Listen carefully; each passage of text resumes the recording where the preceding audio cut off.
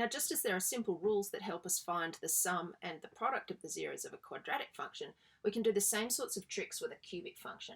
A word of caution though, we need to be really careful as to how we define our a's, b's, c's and d's, and make sure we understand that in this application the zeros are alpha, beta, and in this case gamma. Now a cubic function can be written in general form like this, but we can also express it in factorized form where we can clearly and easily see each of the zeros. So here we can see why alpha, beta and gamma are the zeros, because if either of them are subbed in, then we'll have 0 for any of those sections. We'll still have a at the front of both, and that is the same a. It's the leading coefficient, so it's the coefficient of the highest power of x. And we can actually take a few lines. I haven't shown them here, but we can expand this out. Easiest way to do it would be to just expand two sets of the brackets using our FOIL method, and then we can multiply those terms by the other set of brackets. But if we go ahead and do that, which is somewhat tedious, and I think you could do it on your own page there just to verify it's true, but we will get this as our last line. Now here I've actually grouped together the coefficients of x cubed, x squared, the x's, and the constants, so that then we can equate those coefficients with this form way back up here. Now what's clear straight away is that we have ax cubes in this form, and we also have ax cubes here. So a equals a. We don't need to write that down.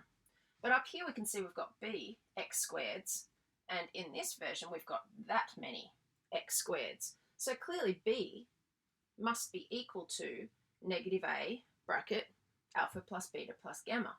So this is the sum of the three zeros of the cubic function.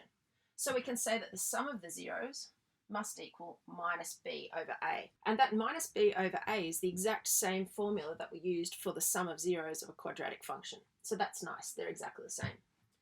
Next we can look at how many x's we've got in our cubic function, and in this version of it we have c of them, but down here we have a bracket alpha beta plus beta gamma plus alpha gamma. So in other words, we've got three different products there, and each one is a pair of the zeros. Now we know that if you've got three things and you want to choose two of them, then there's three ways you can do that. You can leave one of them out each time. So it makes sense here that these are the three different pairings that are possible for those three zeros, and each of them is multiplied together. Now this is a new result. We didn't have anything that looked like this when we looked at the quadratic functions because we've got more zeros now. So there's more things that can happen. So this is a new result. The sum of products of pairs of zeros equals c over a. And for the quadratic function, c over a is what we got just for the product of zeros, remember? So this one is a little bit different. Now for the last part, we can say that d must be the constants up here, and the only term without any x's in it is this. So d must equal minus a alpha beta gamma.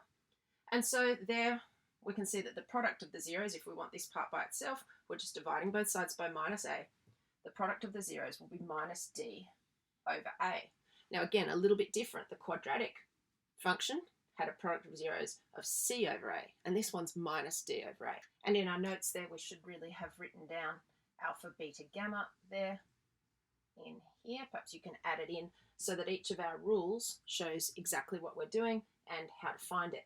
Now, if you're worried about how you are going to remember these formulas, these three are on your reference sheet. So you don't have to commit them to memory, but you do have to know how to use them. You also need to know how to use them to derive the other formulas that you might need, because remember, we need to know about these relationships between the zeros with quadratics, cubics, and quartics. So the middle one is on the reference sheet, and then we need to know how to use that to derive the other two. So the quadratics we've already seen, they've got the exact same sum of zeros as this one, so effectively that one is on the reference sheet. But the product of the zeros for the quadratics is a little bit different. It was c over a. Now we can find all of those same sorts of relationships between the zeros of a quartic function. So now we have x's to the power of 4 as our highest power of x. And we can write this in general form. You'll notice here that we're going all the way up to e now with our letters. And similarly, these letters are all constants. The a can't be 0 because then it's not actually a quartic function. And now it has 4 zeros, alpha, beta, gamma, and delta. So this is the new one, the e and the delta. So we can write it in factorised form that shows the zeros, and it will look like this. Notice the x minus delta on the end there that we haven't seen before.